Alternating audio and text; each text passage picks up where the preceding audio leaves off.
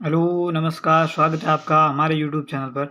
और आज हम देखने वाले हैं राजस्थान समसामयिकी करंट अफेयर्स। और आप आरपीएससी, रीट, पटवारी, लैब असिस्टेंट जैसे एग्ज़ाम की तैयारी कर रहे हैं तो ये वीडियो आपके लिए बहुत इंपॉर्टेंट होने वाला है। तो शुरू करते हैं अपना ये वीडियो। पहला करंट अफेयर्स का पॉइंट जो हमारे सामने है, राष्ट्रीय कला धातु शिल्प अवार्ड 2024 ये किसे मिला? तो ये 9 दिसंबर 2025 को इसका आयोजन नई दिल्ली में किया गया और राष्ट्रपति द्रौपदी मुर्मू द्वारा ये अवार्ड वितरित किए गए। और ये अवार्ड मोतीलाल लालवानी को दिया गया।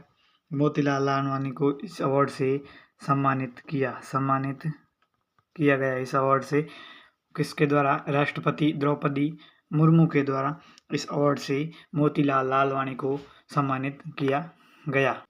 और ये इसका आर्टिजन लालवानी को राष्ट्रीय पुरस्कार से सम्मानित शिल्पकार मोती लालवानी को वर्ष 2024 का अंतर्राष्ट्रीय राष्ट्रीय पुरस्कार कला धातु शिल्प में प्रदान किया गया। ये सम्मान 9 दिसंबर को नई दिल्ली में एक राज्य समारोह के दौरान राष्ट्रपति द्रौपदी मुर्मू ने प्रदान किया। ये इसका पेपर कटिंग है। नेक्स्ट दूसरा जो हमारे सामने है वो है राष्ट्रीय हैकाथॉन शील्ड 1.0 का शुभारंभ।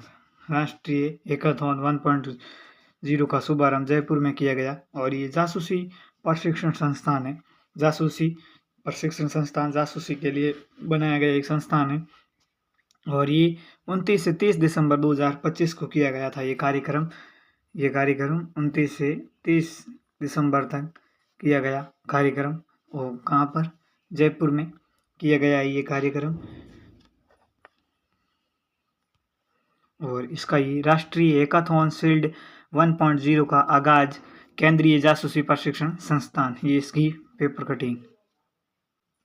अगला तीसरा है स्वच्छ भारत मिशन जो कायाकल्प प्रोत्साहन योजना 2024-25। ये स्वच्छ भारत मिशन के तहत ये स्वच्छ भारत मिशन 2 अक्टूबर 2014 को लागू किया गया, जिसने देश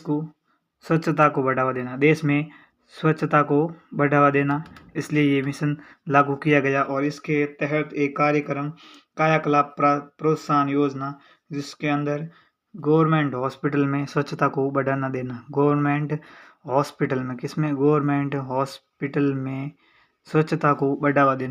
हॉस्पिटल में स्वच्छता को बढ़ावा देना। और इसका उद्देश्य यही था कि गवर्नमेंट जो हॉस्पिटल बने हैं उनको स्वच्छता प्रदान करना।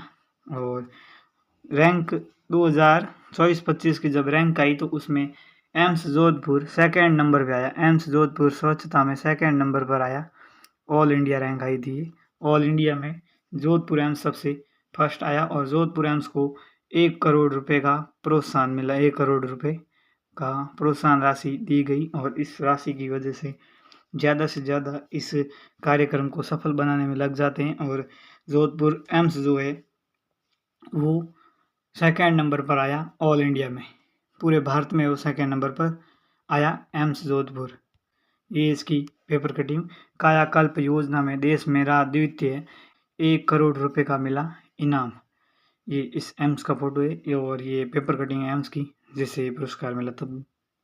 अगला है चौथा, कोमल कोठारी स्मृति लाइफ टाइम अचीवमेंट लोक कला पुरस्कार से सम्मानित। ये बात उस समय की है 23 मार्च 1985 की, जब देश के पीएम यात्रा पे गए थे। कहाँ पर? जब देश के पीएम यात्रा पे गए थे और उस समय देश के पीएम थे राजीव गांधी। कौन? उस समय राजीव गांधी जी पीएम थे।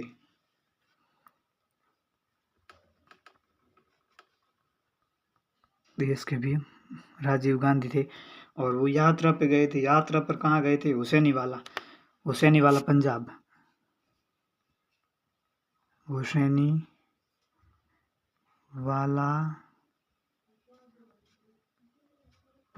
कहाँ पर? हुसैनीवाला पंजाब गए थे वो यात्रा पे। हुसैनीवाला पंजाब यात्रा पे गए थे। जब वहाँ पे उन्होंने घोषणा की, पंजाब गए थे तब घोषणा की थी उन्होंने एक घोषणा की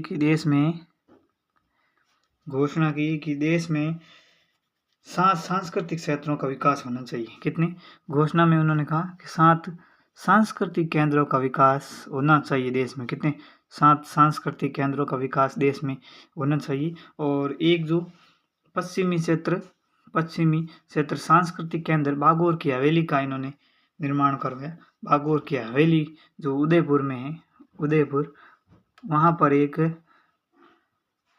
सांस्कृतिक केंद्र बनवाया। और ये महोत्सव जो है, ये महोत्सव 2025 में 21 से 30 दिसंबर 2025 के बीच हुआ। और इसमें रामनाथ चौधरी व डॉक्टर निरंजन वल्लभ भाई को कोमल कोठारी अवार्ड से सम्मानित किया गया। कला से रामनाथ चौधरी व डॉक्टर निरंजन वल्लभ भाई राज्य गुरु को दिया गया है। इनको सम्मानित किया गया। कोमल कोठारी स्मृति अचीवमेंट लोक कला पुरस्कार से सम्मानित किया गया। पेपर कटिंग, अलगोजा वादन की अनूठी साधना को मिला राष्ट्रीय सम्मान, शिल्पग्राम उत्सव, ये इसकी पेपर कटिंग। अगला प्रश्न हमारे सामने, बंजर भूमि में आंवले की बागवानी खेती विकसित की गई।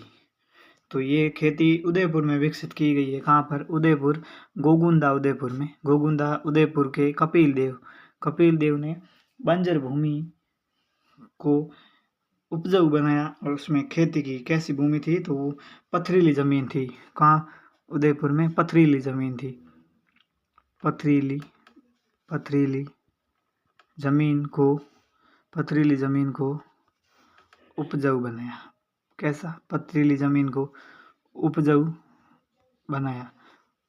बना के उसमें आंवले की खेती की। किसकी?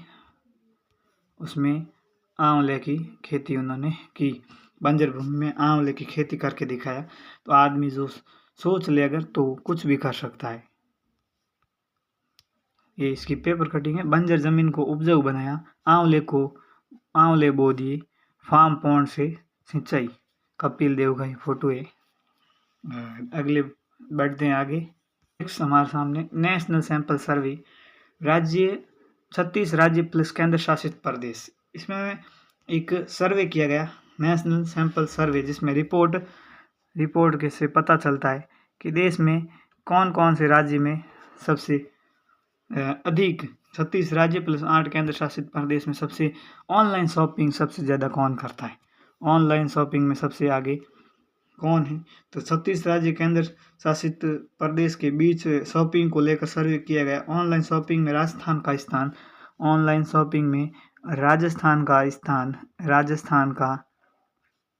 स्थान आपके जो है वो स्थान अभी भी 34वें नंबर पर राजस्थान आया है। कितने? 34 34वें नंबर पर राजस्थान है। मतलब राजस्थान आज भी दुकान पर जाके सामान खरीदने में ज़्यादा विश्वास करता है, ऑनलाइन में इतना विश्वास नहीं करता है। फिर भी 14.3% लोग जो हैं वो ऑनलाइन शॉपिंग करते हैं। क्या शॉपिंग कर रहे हैं? ऑनलाइन शॉपिंग करते हैं। 14.3% ऑनलाइन शॉपिंग अभी भी राजस्थान में करना शुरू कर दिया। धीरे धीरे इसको भी ये बढ़ावा दे देंगे। अब की बार 34वें नंबर पर राजस्थान है, तो लगता है अगली बार ज़्यादा भी नंबर इसका आएगा। और अब नेशनल बैडमिंटन प्रतियोगिता जो पुणे में की गई। कहाँ पर? पुणे में की गई। और पुणे में, और इसमें राजस्थान से खिलाड़ी थे। राजस्थान से दो खिलाड़ी थे। राजस्थान से 2 खिलाड़ी राजस्थान के सेलेक्ट हुए थे। 2 खिलाड़ी कितने? 2 खिलाड़ी राजस्थान से थे, खुशबू और मनीषा। 2 खिलाड़ी थे।